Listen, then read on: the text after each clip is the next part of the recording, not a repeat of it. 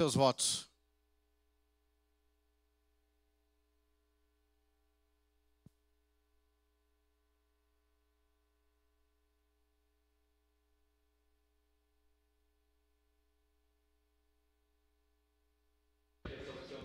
Eu voto não, presidente. Vereador Rafael Bueno vota não.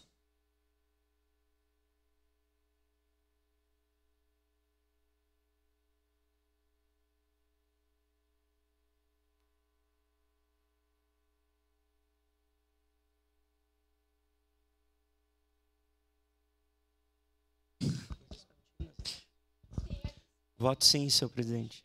Vereador Fiuza vota sim.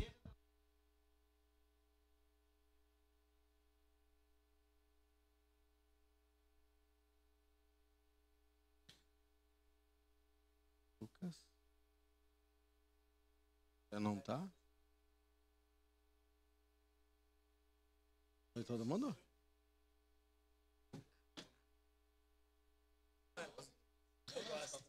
Encerrado o registro dos votos, encerrada a votação.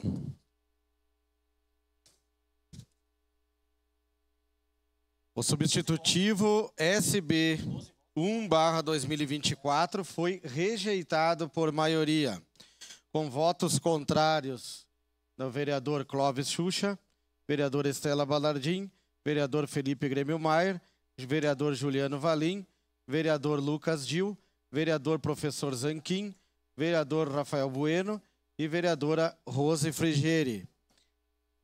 Em representação, vereadora Marisol Santos, vereador Lucas Carinhato e vereador Sandro Fantinel. Ausências do vereador Renato Oliveira, Velocino Ex, Wagner Petrini e Zé D'Ambros.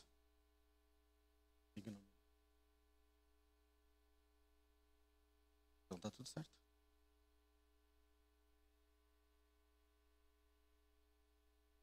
Isso aqui?